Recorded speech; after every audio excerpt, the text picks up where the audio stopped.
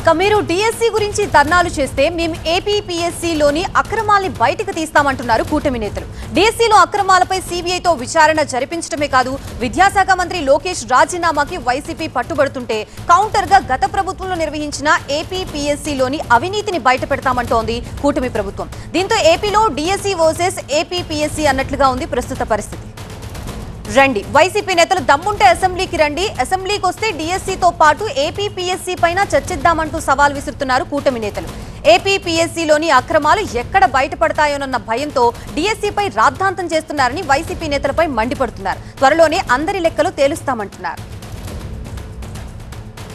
DSC గురించి విద్యార్థులు కానీ ఉపాధ్యాయులు కానీ భారీ ర్యాలీలు చేస్తున్నారు. జంజీ ఉద్యమాలని చెప్పి 50-60 ఏళ్లతో మేము ఉద్యమాలు చేయట్లేదు, కానీ స్వచ్ఛందంగా కర్నూలులో చూసాం. రేపు విజయవాడలో కూడా ఆదివారం ఇవాళ ఉపాధ్యాయులు బెంచ్ సర్కిల్లో భారీ ర్యాలీ చేయబోతున్నారు. వాళ్ళని చూసైనా నీ బుద్ధి మార్చుకో జగన్. ఇంకా ముఖ్యంగా ఇవాళ ఏపీపీ ఎప్పుడో సంవత్సరం క్రితం జరిగిన అందరూ ఉద్యోగాల్లో కూడా జాయిన్ అయిపోయి రేపు ఏపీపీఎస్సీ గురించి చర్చ జరుగుతుంది. అక్రమాలు జరిగినాయి కాబట్టి దీన్ని చర్చిస్తారు, దీన్ని డైవర్ట్ చేద్దామని చెప్పి 1 నెల క్రితం డిసైడ్ అయిపోయి దాన్ని ముందుకు తీసుకొచ్చారు. కానీ ఇవాళ తేలిపోయింది. ఇవాళ జంజీ అంటే నారా లోకేష్ గారు అంటున్నారు, పవన్ కళ్యాణ్ గారు అంటున్నారు. తప్పకుండా ఏపీపీఎస్సీలో జరిగిన అక్రమాలని నెగ్గు తేలుస్తాం.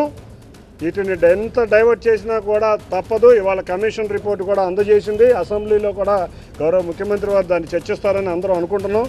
తప్పకుండా ఏపీపీఎస్సీని డైవర్ట్ చేసే కార్యక్రమాలు చేసి డిఎస్సి అని చెప్తే ఇవాళ నవ్వుల పాలవుతుంది రాష్ట్రం. ఇదే అంశానికి సంబంధించి మనకి పూర్తి అప్డేట్స్ అందించడానికి మా ప్రతినిధి ఈశ్వర్ సిద్ధంగా ఉన్నారు. ఈశ్వర్, ఒక పక్క డిఎస్సి, ఒక పక్క ఏపీపీఎస్సీ అంటూ ఒక పొలిటికల్ హీట్ పెంచుతోంది ఏపీలో. మరి నేతల వర్షన్స్ ఎలా ఉన్నాయి, ఎన్ని రోజులు ఇది కొనసాగే అవకాశం ఉంది?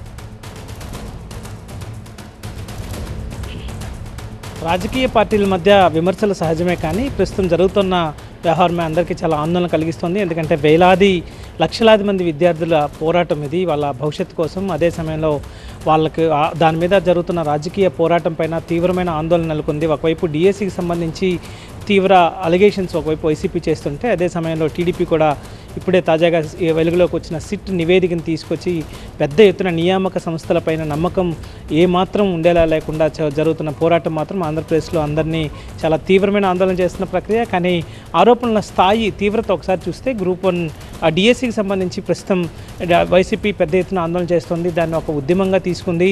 కేవలం యువగలంలో లోకేష్ తోటి తిరిగిన వాళ్ళకి ఉద్యోగాలు ఇచ్చే ప్రయత్నం చేశారు డిఎస్సిలో. అలాగే స్పోర్ట్స్ కోటాలో అయితే పూర్తి స్థాయిలో వాళ్ళకి అసోసియేషన్స్ ఏమాత్రం సంబంధం లేని అనేక అసోసియేషన్స్ నుంచి పార్టిసిపేషన్ సర్టిఫికేట్ తెచ్చుకొని టెట్ లాంటి ఎగ్జామ్ కూడా లేకుండా కేవలం పార్టిసిపేషన్ చేస్తే చాలు ఉద్యోగాలు ఇస్తామన్నట్టుగా అట్లాంటి జీవోలను తీసుకొచ్చి ఉద్యోగాలు ఇచ్చారన్నది ప్రధానమైన ఆరోపణ వైసీపీ చేస్తోంది. దానికి సంబంధించి ఇప్పటికే మేము కోర్టులకు వెళ్ళామని చెప్తోంది. అయితే తెలుగుదేశం పార్టీ దాన్ని తీవ్రంగా ఖండిస్తోంది కూటమి. ఎందుకంటే కోర్టులు కూడా దాన్ని రిజెక్ట్ చేశాయి. కోర్టులు కూడా వైసీపీ ఈ ఆరోపణలను పరిగణలోకి తీసుకోలేకపోయింది. దాన్నే స్వయంగా కోర్టులు కూడా ఆమోదించాయి మా వాదనని చెప్పి తెలుగుదేశం పార్టీ చెప్తోంది. అదే సమయంలో కూటమి గతంలో జరిగిన వ్యవహారానికి సంబంధించి ఏపీపీఎస్సీలో జరిగిన వ్యవహారం పైన కేవలం ఆరోపణలు మాత్రమే కాదు, ప్రస్తుతం డిఎస్సి పైన వైసీపీ ఆరోపణలు చేస్తోంది. కానీ సిట్ పైన ఏపీపీఎస్సీ పైన సిట్ విచారణ పూర్తి చేసింది. దాని మీద కోర్టుకి నివేదిక ఇచ్చింది. కోర్టులు కూడా న్యాయస్థానాలు కూడా వాటిని పరిశీలిస్తున్నాయి.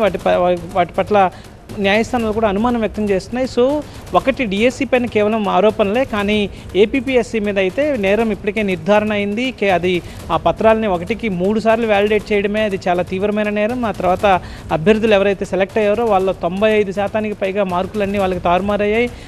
ఎవరైతే సెలెక్ట్ కాలేదో వాళ్ళకి కూడా మళ్ళీ జరిగిన వెరిఫికేషన్లో వాళ్ళకి మార్కులు అడిషనల్గా వచ్చాయి. సో ఈ ప్రక్రియ అంతా చూస్తే పూర్తి స్థాయిలో అప్పట్లో వైసీపీ ఏపీపీఎస్సీ నియామకాల్లో అడ్డగోలుగా ఇట్లాంటి అరాచకానికి అక్రమాలకి పాల్పడిందని చెప్పి ఒకవైపు కూటమి పెద్ద ఎత్తున నిలదీస్తున్నాయి. సో ఈ 2 పార్టీల మధ్య జరుగుతున్న ఈ పోరాటంలో లక్షలాది మంది నిరుద్యోగ యువత మాత్రం వాళ్ళకి నియామక సంస్థలపైన నమ్మకం పోయే విధంగా జరుగుతున్నదని మాత్రం వాస్తవం. ఒక్కసారి నమ్మకం పోతే, ఇటీవల చూసాం నీట్ లాంటి పరీక్షల మీద వాళ్ళ భవిష్యత్తు నిర్దేశించే పరీక్షలకు సంబంధించి వాటి మీద నమ్మకం పోతే ఏ స్థాయిలో యువతలో పెళ్ళుబుకుతుందో కోపం, అట్లాంటి పరిణామాలే ఆంధ్రప్రదేశ్లో వచ్చే అంత స్థాయిలో ఇప్పుడు ప్రస్తుతం రాజకీయ పార్టీల మధ్య ఆ స్థాయిలో పోరాటం సాగుతుంది. ఒకవైపు ఉద్యోగాలు పొందిన డిఎస్సి ద్వారా ఉద్యోగాలు పొందిన టీచర్లు అయితే ఆత్మగౌరవ ర్యాలీ పేరిట కర్నూలులో కొండారెడ్డి బురుజు వద్ద పెద్ద ఎత్తున ర్యాలీ చేస్తే అదే సమయంలో వైసీపీ కూడా అంతే స్థాయిలో అంతకు మించి పెద్ద స్థాయిలో ఒక ఉద్యమాన్ని బలంగా నిర్మించాలి, లోకేష్ రాజీనామా చేయాలి, Right. ఈ ప్రక్రియ మొత్తం